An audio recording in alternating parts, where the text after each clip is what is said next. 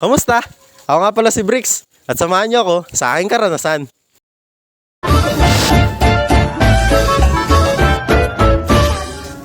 Manggagawa nga pala tayo ngayon guys. Araw ng Martes may pasok kami sa OJT kaya gumayak na ako para pumasok.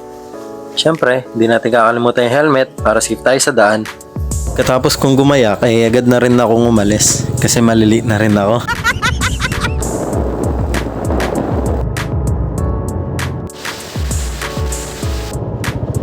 Fast forward nga nakarating na ako sa office.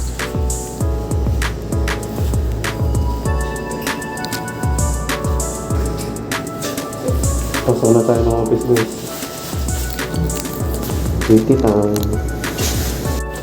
Hindi nyo nga pala natatanong guys isa nga pala akong 4th year management student ng Republic Central Colleges and week 7 na namin dito sa OJT. Dito na tayo sa office guys. Ganyan nga pala yung setup ko guys. Sa part nga na to, sinama kami ng mga supervisor na bumili ng merienda. Ayun nga pala yung mga classmate ko guys. Sa inyo na, kakasawa kasama eh. Sa part nga na to papunta na kami doon sa pagbibilhan namin. Dito nga pala nila napili guys. Mayaman!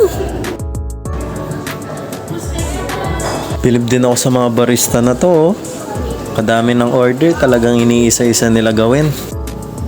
Napansin ko nga din sila kuya guys. Di kaya sila natatakot. Fast forward nga nakabalik na kami dito sa office. Ayun nga pala yung order ko guys. Kaping matapang para kaya kita ipaglaban.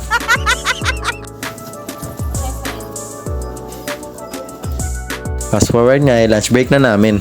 Tamang tambay na lang kami dito. Sa mga busog pa.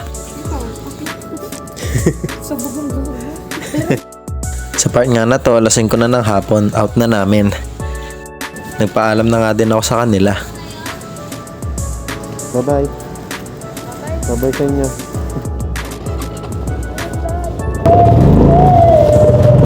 Grabe yung confidence ni kuya. Pwede isama sa tawag ng kalikasan. Ikatong! Pag-uwi ko nga nagpahinga lang ako saglit. Tapos gumayak na ako para mag-exercise. Tara, takbo tayo. Gusto mo takbo na? Takbo tayo na. Tae ka na rin na baby. Sinama ko na nga rin pala yung aso namin. Lagi na lang kasi nakakulong eh. Ayun nga, paglabas niya, nakipaglaro na sa mga kuya niya. At ayun, nag-jogging na rin kami. Salamat sa pagsama sa kwento. Bye-bye! Nakakabilib lang isipin yung kayang gawin ng isang manggagawa natin.